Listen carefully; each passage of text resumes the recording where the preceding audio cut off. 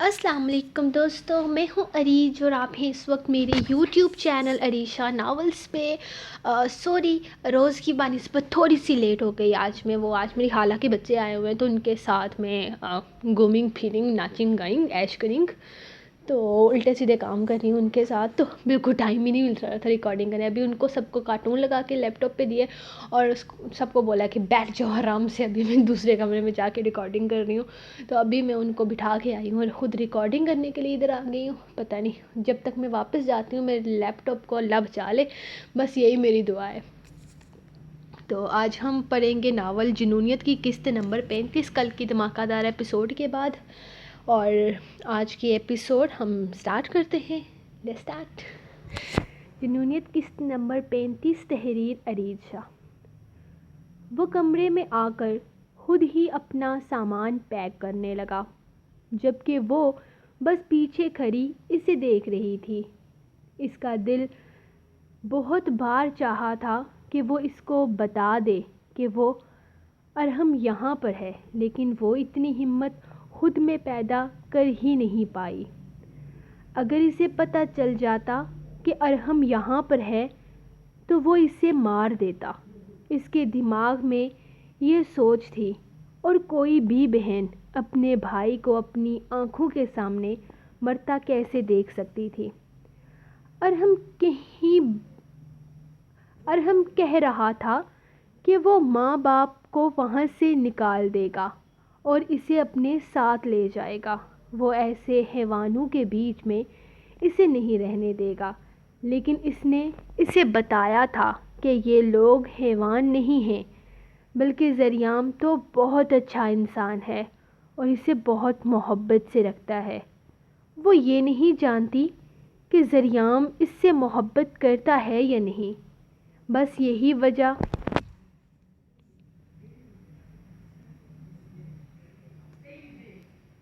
लेकिन वो इसकी इज़्ज़त करता है और इसके लिए ज़िंदगी गुजारने के लिए बस यही वजह काफ़ी थी कि वो इस शख्स की नज़रों में इज़्ज़त के लायक है। इसे यही लगा था कि ज़रियाम को अरहम के बारे में कभी भी पता नहीं चलेगा। अरहम यहाँ से भागने को हरगिज़ तैयार नहीं था। वो अपनी बहन को इस गांव से निकालना चाहता था।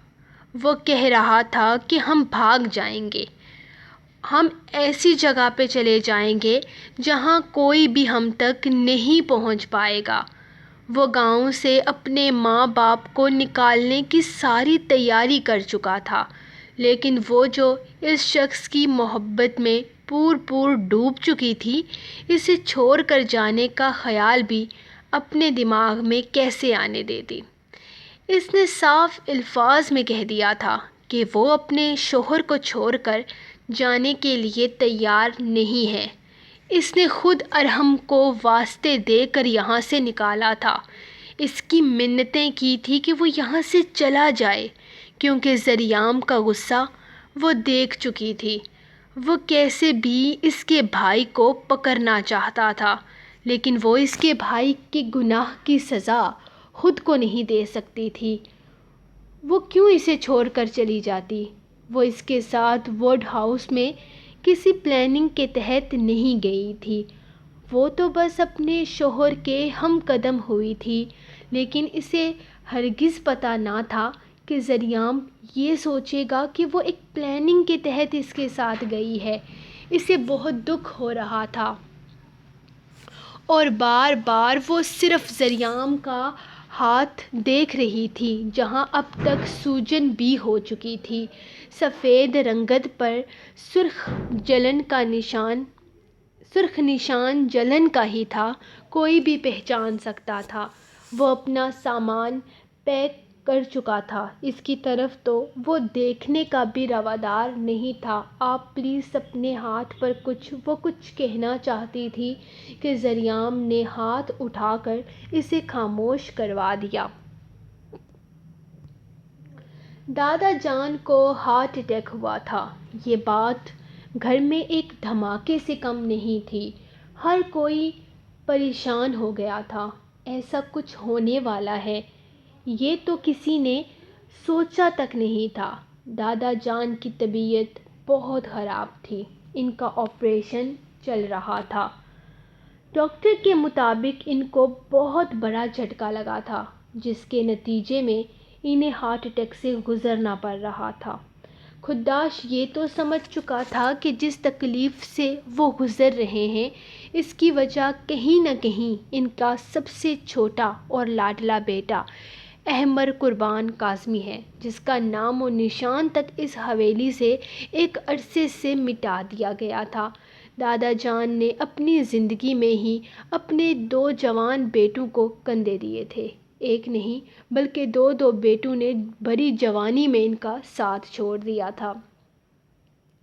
شاہ خاندان اور کاظمی خاندان کی دشمنی کی اصل وجہ بے شک کوئی نہیں جانتا تھا، کیونکہ یہ راز آج بھی دفن تھا، لیکن یہ بھی سچ تھا کہ قربان کاظمی کے بیٹے ساگر کاظمی کی موت کے پیچھے کی وجہ کہیں نہ کہیں شاہ خاندان تھا، لیکن احمر کاظمی کی موت کی وجہ اب تک کوئی نہیں جان پایا تھا، اور یہ راز شاید ان کی موت کے ساتھ ہی دفن ہو جانا تھا۔ لیکن اب خداش اس راز کو مزید راز نہیں رہنے دے سکتا تھا۔ وہ جاننا چاہتا تھا کہ آخر اس کا چچا احمر کس طرح سے مرا، اور آج اتنے سالوں کے بعد دادا جان کو اپنے بیٹے کی یاد کیسے آ گئی، جو ان کے اصولوں کے خلاف تھا، جو ان کی آنکھوں میں آنکھیں ڈال کر ان کے اصولوں کو رد کر دیتا تھا، جوان جو ان کا سب سے باغی بیٹا تھا، جو جتنا لاڈلا تھا اتنی ہی اپنی کرنے والا تھا، اور اس نے ہمیشہ اپنی ہی کی تھی۔ تیسرے دن دادا جان کی طبیعت کافی حد تک سنبھل چکی تھی، لیکن سب کی پریشانی اب بھی برقرار تھی۔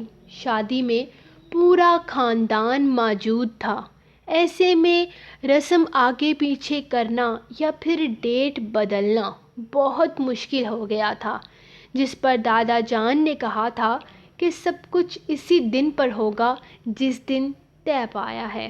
لیکن دادا جان کو فی الحال ہسپتال سے چھٹی نہیں تھی، وہ تو ایسے میں کوئی رسم کرنا ہی نہیں چاہتے تھے۔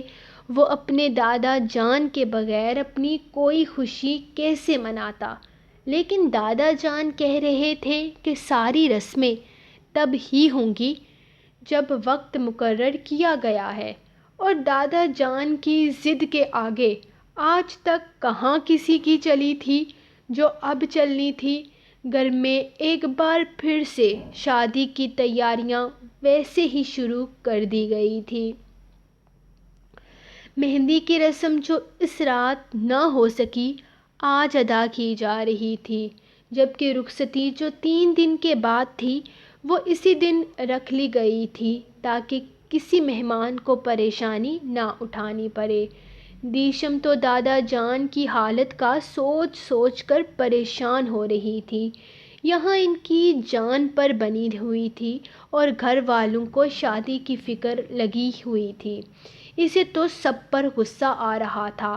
مایوں میں ہونے کی وجہ سے اسے ہسپتال بھی نہ جانے دیا گیا، جبکہ مایوں میں تو خداش بھی تھا، لیکن وہ گھر میں واپس ہی نہ آیا۔ یہی تو اس گھر کے اصول تھے، مردوں کے لیے الگ، عورتوں کے لیے الگ۔ وہ بے وجہ تو ان کے سامنے آواز نہیں اٹھاتی تھی، وہ ہر بار بیکار ضد تو نہیں کرتی تھی، لیکن یہ ساری باتیں اس کے علاوہ اور کوئی نہیں سمجھ سکتا تھا۔ وہ اب تو اسے ہمسفر بھی ایسا دے دیا گیا تھا جو صرف اور صرف اپنی بات کو صحیح سمجھتا تھا۔ شادی کے بعد یقیناً وہ کبھی اس سے کچھ پوچھنے یا جاننے کی ضرورت محسوس نہیں کرے گا، اسے ابھی سے اپنی قسمت پر رونا آ رہا تھا۔ کیا بات ہے، تم پریشان لگ رہے ہو؟ جب سے کالج سے واپس آئے ہو میں نوٹ کر رہا ہوں کہ کوئی پریشانی ہے تمہیں، کیا حرم کو مس کر رہے ہو؟ سیام کافی دیر سے نوٹ کر رہا تھا، اسی لیے پوچھے بنا نہ رہ سکا۔ نہیں، میں اسے مس نہیں کرتا، صرف چند دن کی ہی تو بات ہے، اس کے بعد وہ ہمیشہ کے لیے میری ہو جائے گی، تو پھر ابھی سے مس کر کے کیوں بیکار میں دل کو خجل کرنا؟ میں تو کسی اور بات کو لے کر پریشان ہوں۔ وہ کچن میں داخل ہوتے ہوئے بولا تو سیام اس کے ساتھ ہی کچن میں آ گیا۔ نائس لاجک، یعنی کہ حرم کی پریشانی نہیں ہے۔ بتاؤ کس چیز کو لے کر اتنی سڑی ہوئی شکل بنائی ہے؟ وہ اسے دودھ میں پتی ڈالتے دیکھ کر پوچھنے لگا۔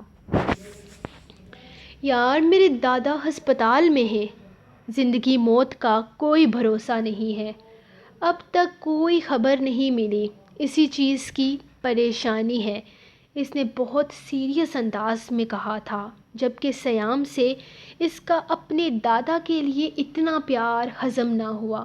تو تمہیں تو خوش ہونا چاہیے کہ تمہارے راستے کی سب سے بڑی رکاوٹ، تمہارا سب سے بڑا دشمن اپنے انجام تک پہنچ گیا ہے۔ تمہیں اتنا پریشان دیکھ کر کچھ عجیب لگ رہا ہے، کہیں دادا کی محبت تو نہیں دل میں جاگی؟ وہ سراسر مذاق اڑانے والے انداز میں بولا تھا۔ سیام، میں مذاق نہیں کر رہا، سیریس ہوں میں، وہ اسے گھور کر بولا تو سیام فوراً اپنا مذاق چھوڑ کر اس کی طرف متوجہ ہوا۔ آئی ایم ریئلی سوری یار، مجھے نہیں پتا تھا تو اس معاملے کو لے کر اتنا پریشان ہوگا۔ کیا ہوا ہے تیرے دادا کو اور کون سے ہاسپٹل میں ہیں وہ؟ وہ فوراً معذرت کرتے ہوئے کہنے لگا تو یشام اسے دیکھنے لگا۔ اتنی زیادہ انفارمیشن تو نہیں ہے مجھے، بس اتنا ہی پتا ہے جتنا تمہیں بتا دیا۔ تو بھائی جس نے اتنی انفارمیشن دی ہے تجھے، کیا وہ یہ نہیں بتائے گا کہ وہ کون سے ہسپتال میں ہیں؟ ہم ملیں گے نہیں، بس خیریت معلوم کر کے آ جائیں گے، تو پھر ریلیکس ہو جائے گا۔ ارے یار کوئی مجھے کیوں بتائے گا، میں خود تو گیا تھا مہندی والی رات پرسوں، وہ اسے گھورتے ہوئے بولا۔ اچھا، تو وہاں کیا کسی نے تجھے بتایا تھا؟ سیام سمجھے بنا بولا۔ کوئی مجھے کیوں بتائے گا سیام، کیا میرے پاس اپنی آنکھیں نہیں ہیں؟ مطلب تو نے اپنی آنکھوں سے دیکھا ہے ان کو ہارٹ اٹیک ہوتے ہوئے؟ پھر تو تجھے ان کی کنڈیشن کا اندازہ ہوگا نا؟ ہاں مجھے ان کی کنڈیشن کا اندازہ ہے، اسی لیے تو پریشان ہوں، میں کیسے پتہ کروں، کچھ سمجھ نہیں آ رہا۔ ہاں بات تو کافی پریشانی والی ہے، لیکن تیرے سامنے ان کو ہارٹ اٹیک ہوا تو نے کچھ کیا نہیں؟ پتہ نہیں وہ کیا پوچھنا چاہتا تھا، میں کیا کر سکتا تھا، بیٹھ کے دیکھتا رہا، وہ مرنے ہی والے تھے لیکن ان کا پوتا آ گیا، وہ بد مزہ لگنے لگا۔ سیام پریشان سا اسے دیکھنے لگا۔ میرا تو ارادہ تھا آخری سانس تک بیٹھ کر دیکھتا رہوں، لیکن میں وہاں سے چلا آیا، مجھے تو پتہ نہیں زندہ ہے یا مر گیا، کہیں مر نہ گیا ہو۔ تھوڑی دیر پہلے والی فکر مندی کا مطلب وہ اب سمجھا تھا۔ انہیں ہارٹ اٹیک کیوں ہوا یشام؟ وہ اسے گھورتے ہوئے پوچھنے لگا۔ شاید اسے لگا ہوگا کہ اس کے بیٹے کی روح بدلہ لینے کے لیے اس کے سامنے آ گئی ہے مجھے دیکھ کر، یا پھر کچھ اور، سچائی تو برداشت ہوتی نہیں ہے اس سے۔ ابھی تک ایک ہی جھٹکا دیا تھا، دل تھام کر بیٹھ گیا، وہ بدمزہ ہو رہا تھا۔ شاید وہ قربان شاہ کو اتنی آسان موت دینے کے حق میں نہیں تھا۔ پھر تو تجھے خوش ہونا چاہیے، سیام سینے پہ ہاتھ باندھ کر غصے سے بولا تھا۔ اس کا مقصد پورا ہو رہا تھا تو یہ منہ کیوں لٹکایا ہوا تھا اس نے؟ پتہ ہے کیا سیام، میں پہلے بہت خوش تھا جب وہ میرے سامنے مر رہا تھا، مجھے لگا 2-3 منٹ میں وہ مر جائے گا، لیکن جب میں واپس آ رہا تھا میں نے سوچا اتنی آسان موت، ایک جھٹکا لگا اور مر گیا۔ ابھی تو میں نے اسے بہت سارے جھٹکے دینے ہیں، ابھی تو میں نے اس سے اپنی ماں کی بدنامی کا انتقام لینا ہے، ابھی تو میرے باپ کا حساب باقی ہے، اتنی جلدی تو بڈھے کو جانے نہیں دوں گا میرے وجود میں اپنا خون برداشت نہیں ہو رہا تھا نا اس سے۔ جب اپنی ہی پوتی اس ناجائز کے نکاح میں آئے گی، بڈھے کا کیا حال ہوگا؟ ابھی تو میں نے بہت کچھ دیکھنا ہے، اسی لیے تو پریشان ہوں کہ بڈھا کہیں میرے بدلے سے پہلے اوپر نہ پہنچ جائے۔ تیرے پاس حرم کا نمبر ہے یا پھر کالج میں کہیں پر اس کے گھر کا نمبر لکھا ہو؟ اخلاقیات نبھاتے ہوئے مجھے اس کے دادے کا حال تو پوچھ لینا چاہیے نا۔ وہ چہرے پر بڑی معصوم مسکراہٹ لیے بول رہا تھا، جبکہ سیام کا بس نہیں چل رہا تھا کہ وہ اس کا گلا گھونٹ کر اسے مار ڈالے۔ تم لوگ تو 15-20 دن کے بعد واپس آنے والے تھے، اتنی جلدی واپسی کیسے ہو گئی؟ امی ان دونوں کی واپسی پر بے حد خوش تھی۔ ذریعہ کا موڈ تو بہت خراب تھا، اس نے راستے میں اس سے کوئی بات نہیں کی تھی۔ وہ بات کرنے کی بہت کوشش کرتی رہی، لیکن ذریعہ کے چہرے پر لگا نو لفٹ کا بورڈ اسے کچھ بھی بولنے نہیں دے رہا تھا، اور واپس آنے کے بعد بھی اس کا موڈ بالکل ویسا ہی تھا۔ وہ پہلے تو سب کے ساتھ نیچے بیٹھ گئی۔ جب کمرے میں آئی تب ذریعہ کہیں جانے کو تیار تھا۔ اس کا ہاتھ بے تحاشا سرخ ہو رہا تھا، اور اس کے غصے کو دیکھتے ہوئے وہ اس کے پاس جانے کی ہمت خود میں بالکل نہیں پا رہی تھی۔ ذریعہ وہ باہر نکلنے لگا تو وہ اس کے راستے میں آ گئی۔ راستے سے ہٹ جاؤ لڑکی، اگر میرا ہاتھ دوسری دفعہ اٹھانا تو پہلے سے زیادہ تکلیف دہ ہوگا، وہ اسے گھورتے ہوئے بولا۔ وہ عمایا سے پھر لڑکی بن گئی تھی۔ وہ جانتی تھی ذریعہ کا تھپڑ شدید ہے، لیکن اتنا شدید نہیں کہ اسے تکلیف سے دوچار کرتا۔ لیکن اسے وہ تھپڑ تکلیف دے ہی کہاں رہا تھا، اسے تو ذریعہ کا رویہ تکلیف دے رہا تھا۔ وہ کسی قیمت پر اسے معاف کرنے کے لیے تیار نہیں تھا۔ کمرے سے نکل کر یقیناً وہ گھر سے ہی نکل گیا تھا، اور وہ کہاں گیا تھا یہ بات وہ ہرگز نہیں جانتی تھی۔ دادا جان ہسپتال میں ہی تھے، لیکن گھر پر مہندی کی رسم شروع کر دی گئی تھی۔ وہ نہیں چاہتے تھے کہ اپنے پوتے کی زندگی کی سب سے بڑی خوشی میں وہ رکاوٹ بنے۔ خوش تو کوئی بھی نہیں تھا، لیکن پھر بھی دادا جان کی بات سب لوگ مان رہے تھے۔ مہندی کی رسم بہت سادگی سے ادا کی جا رہی تھی، کوئی شور شرابہ نہیں، کوئی ہلا گلا نہیں۔ رسم کے فوراً بعد خداش ہسپتال چلا گیا تھا، جبکہ گاؤں کی کچھ عورتوں نے سادگی سے رسم مکمل کر کے اسے اس کے کمرے میں بھیج دیا تھا۔ اس کے دونوں ہاتھوں پر مہندی کا گہرا رنگ آیا تھا۔ یہ الگ بات تھی کہ فی الحال یہ دیکھنے کا یا اس چیز کو نوٹ کرنے کا ہوش کسی کو نہیں تھا۔ بارات کل کے بجائے پرسوں رکھی گئی تھی۔ انہیں یقین تھا کہ پرسوں تک دادا جان کو ہسپتال سے وہ لوگ ڈسچارج کروانے میں کامیاب ہو جائیں گے۔ کیا بات ہے دادا جان، کچھ بتائیں تو صحیح، آپ اتنے اداس کیوں ہیں؟ اور اس دن کیا ہوا تھا؟ کس چیز کو لے کر آپ نے اتنی زیادہ ٹینشن لی ہے کہ آپ کا دل بند ہونے کے در پر آ گیا؟ وہ مسلسل 2 دن سے ان سے یہی سوال کر رہا تھا، لیکن وہ اسے کیا جواب دیتے، جبکہ وہ اپنی ہی آنکھوں پر یقین نہیں کر پائے تھے۔ ان کا سب سے لاڈلا بیٹا ان کے سامنے کھڑا تھا، وہ اسے ہاتھ لگا سکتے تھے، اسے محسوس کر سکتے تھے۔ ہم تمہیں کیا بتائیں خداش، ابھی تو ہم خود ہی اس چیز کو سمجھ نہیں پائے۔ خیر یہ باتیں چھوڑو، تم بتاؤ کہ رسم ٹھیک سے ہو گئی نا؟ وہ اسے دیکھ کر پوچھنے لگے تھے۔ ان سے بولنا بھی مشکل ہو گیا تھا۔ کچھ دن پہلے وہ بالکل ٹھیک تھے اور آج ہسپتال میں تھے۔ وقت بدلنے میں سچ میں وقت نہیں لگتا۔ سب کچھ ٹھیک سے ہو چکا ہے دادا جان، پرسوں کے دن بارات ہوگی، تب تک ہم آپ کو اس ہسپتال کی سڑی ہوئی بدبو سے جان چھڑا لیں گے۔ وہ انہیں خوش کرتے ہوئے بولا۔ انہیں ہسپتال میں رہنا کبھی بھی پسند نہیں تھا۔ اس کے انداز پر وہ مسکرا دیے تھے۔ تمہاری شادی سکون سے ہو جائے، اس کے بعد اس معاملے پر تفصیل سے غور کریں گے، وہ بڑبڑائے تھے۔ کون سے معاملے پر؟ وہ انہیں دیکھ کر پوچھنے لگا۔ فی الحال اس موضوع کو چھوڑو، اپنی شادی کے بارے میں بات کرو۔ ہم مزید یہاں نہیں رہنا چاہتے، نکالو ہمیں یہاں سے۔ وہ اسے دیکھتے ہوئے بول رہے تھے جبکہ وہ صرف ان کا ہاتھ تھامتے ہوئے ہاں میں سر ہلا گیا تھا۔ مہارانی، تو کیا واپس صرف اس کمرے میں رہنے کے لیے آئی ہے؟ اس گھر میں تیری کوئی ذمہ داری ہے، تیرا کوئی کام ہے، اپنی اوقات مت بھول۔ اگر وہ تجھے اپنے ساتھ کہیں باہر لے کر گیا ہے تو اس کا مطلب یہ نہیں کہ تیری اوقات بدل گئی۔ تو کل بھی ونی تھی اور آج بھی ونی ہے۔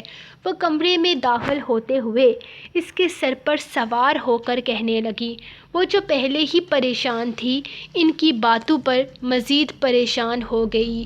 یہ تو اسے یاد بھی نہیں رہا تھا۔ یہاں اور بہت ساری چیزیں ہیں جو اسے دیکھنی ہیں۔ مجھے اپنی اوقات یاد ہے، آپ کو شکایت نہیں ہوگی۔ وہ اپنی آنکھیں رگڑتی کمرے سے نکل گئی تھی جبکہ چاچی حیرت سے اسے دیکھ رہی تھی۔ وہ آج پہلی بار ان کے سامنے بولی بھی تھی تو کیا کہ وہ جانتی ہے کہ اس کی اوقات کیا ہے۔ انہیں تو لگ رہا تھا کہ ہنی مون سے واپس آنے کے بعد وہ پوری کی پوری بدل چکی ہوگی، لیکن یہاں تو الٹا ہی ہو گیا تھا۔ اس میں تو کوئی بھی بدلاؤ نظر نہیں آ رہا تھا، بلکہ وہ تو پہلے سے بھی زیادہ ملازمہ لگ رہی تھی۔ پہلے جب انہیں پتہ چلا کہ وہ زریام کے ساتھ باہر گئی ہے، ان کا غصہ سوا نیزے پر پہنچ گیا تھا۔ وہ تو اس کے واپس آنے پر اس کی اوقات یاد دلانا چاہتی تھی، لیکن اس کے مطابق اسے اپنی اوقات ٹھیک سے یاد تھی۔ اسے کچھ بھی یاد کروانے کا موقع نہ ملا۔ یہ لڑکی انہیں حیران کرنے کا کوئی موقع ہاتھ سے جانے نہیں دیتی تھی۔ سو گائز، یہ رہی آپ لوگوں کی آج کی ایپیسوڈ نمبر 35۔ تو اس کو لائک کریں، کمنٹ کریں، آپ لوگ شیئر کرو نہ کرو، سبسکرائب کرو، کیونکہ کتنا بولوں یار، اب میرے گلے میں درد ہونے لگا ہے روز سبسکرائب کر کے۔ ایک تو اس لفظ کو یاد کرتے ہوئے آپ لوگ سوچو مجھے کتنا ٹائم لگا ہے۔ خیر، کل ملوں گی آپ سے، کل نہیں ملوں گی، پرسوں ملوں گی، کیونکہ چلو آپ لوگوں کو دیتی ہوں 300 بلکہ 400 لائک کرو اس پوسٹ پہ، تو نیکسٹ آئے گی کل، ورنہ پرسوں آئے گی۔ تو پرسوں ملوں گی آپ کو خداش کی شادی میں۔ جس نے خداش کی شادی میں آنا ہے آ جانا، سب کو سب لوگ انوائٹیڈ ہو۔ بعد میں یہ نہ کہنا کہ ریجا آپ نے تو ہمیں بلایا ہی نہیں۔ تو تیاری ٹھیک سے کر کے آنا، اچھی لگنا، تاکہ آپ لوگوں کے بھی دھلے میں یہاں سے اپنے ناول میں ہی کہیں سے ڈھونڈ کر نکال لوں۔ تو ملتے ہی ہوں نیکسٹ ایپیسوڈ میں۔ اور ہاں، جالی والا دوپٹہ پہن کے آنا تاکہ ہیروز کی وہ گڑی میں اٹک جائے، کہیں پہ آپ کا ٹانکا فٹ ہو جائے۔ تو ملتے ہیں نیکسٹ ایپیسوڈ میں، تب تک کے لیے اجازت، اللہ حافظ۔